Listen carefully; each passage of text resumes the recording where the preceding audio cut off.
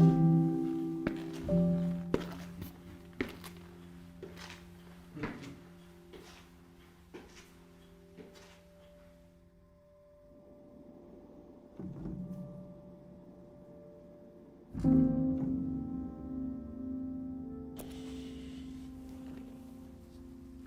funny, this room, it becomes smaller and smaller. Like even at my age, it's been probably 2 or 3 years since I came here last, and it's smaller than I remember it. People often ask, why are there so many writers in Iceland? And it has something to do with, you know, how people tell stories, you know.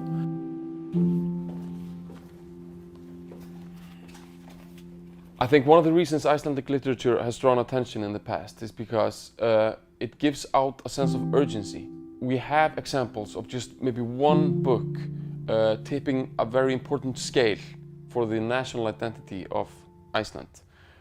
If certain authors wouldn't have written their works in the 20th century, we would have a totally different perception of ourselves. And I think that this weight and responsibility goes out in the work of people that are even writing today in Icelandic. This sense of urgency and that every book can make a difference.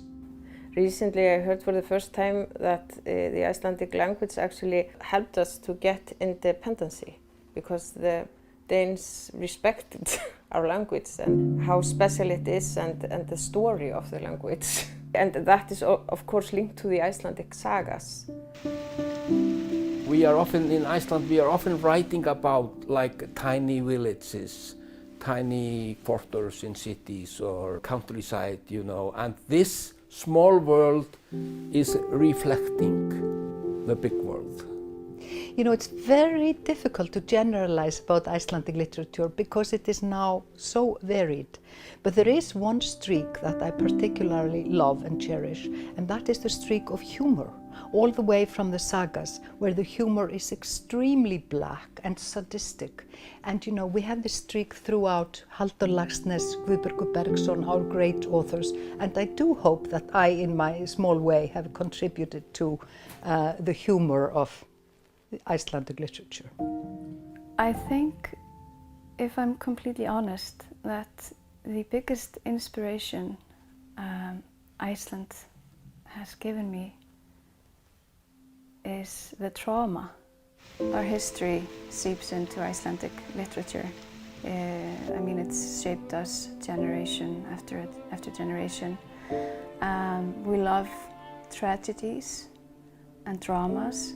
And I think maybe it's like when you're a kid and you love ghost stories because you need a healthy outlet for the fear, because it's quite scary being a child.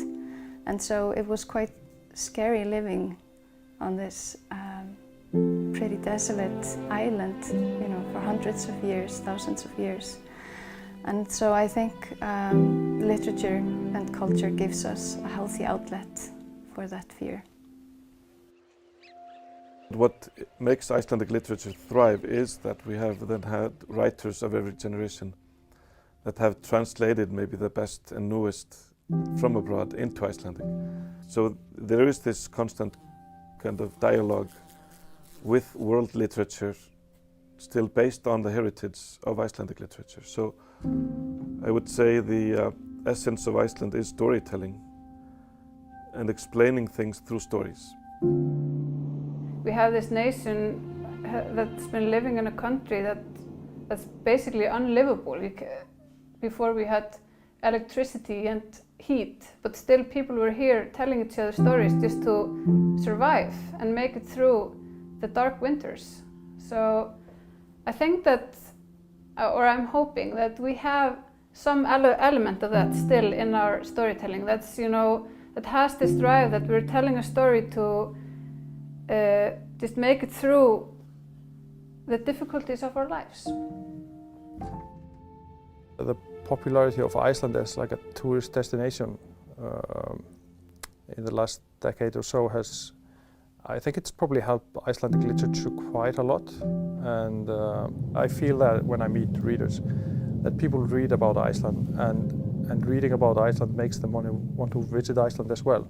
So it works both ways, but I think, you know, getting all these tourists to Iceland and, you know, exploring our country is absolutely wonderful for anyone who is, you know, creating art in Iceland and looking for a bigger audience. And so I think we can be really thankful for the, you know, for the interest we have in Iceland and our culture. Icelandic nature is dangerous. We are always afraid of volcano eruptions or earthquakes, and this danger, it has given us a lot of stories, and unfortunately some of them are true. This threat, this constant threat, is very inspirational. And we know that anything could happen, and we're always fighting against nature. But we know that in the end, it's nature that rules, and we have nothing to say against it.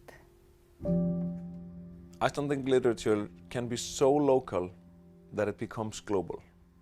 We tell so small stories often, and our point of view of looking at the world is the point of view of islanders, of a small nation, of a nation that doesn't have an army, doesn't have a war. We are pure in that way, we're innocent in that way. And that, I think, is something that only authors from other small nations can partake into, that unique perspective of seeing the world through the eyes of simplicity, I guess.